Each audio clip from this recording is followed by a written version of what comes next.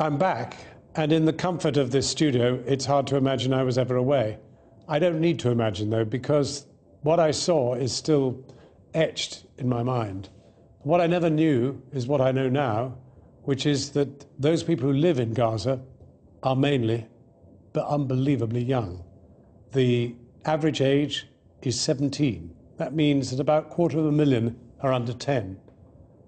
And you know, if you know any 10-year-olds, 7-year-olds, 5-year-olds, 4-year-olds, the idea in the looseness of a war zone that you can control your children, that they won't be somewhere where they can be hit, is, you know, beyond any kind of imagination. You can't hope to control that.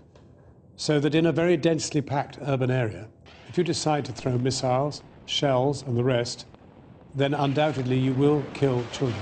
And that is what they're doing. There was one specific moment that stood out above all others, and that was penetrating the 3rd floor of the Shiva Hospital, one of 2 floors dedicated to children.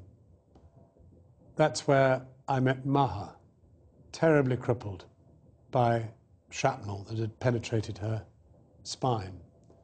That's where I saw this little 2.5-year-old with panda-sized, huge, suppurating, round, panda-like wounds that almost prevented her eyes opening at all.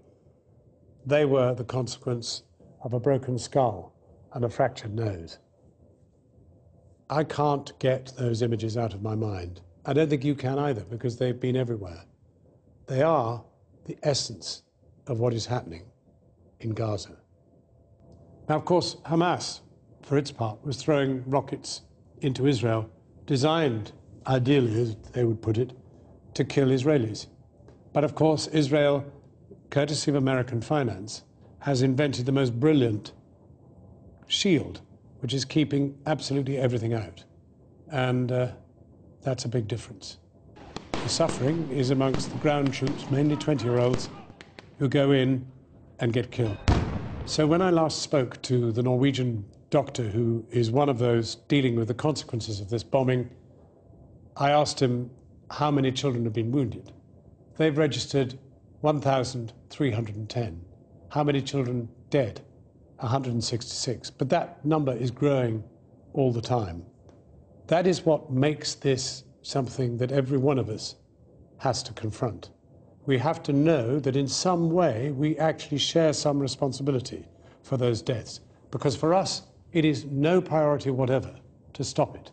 Our United Nations, our government, our world is not that interested.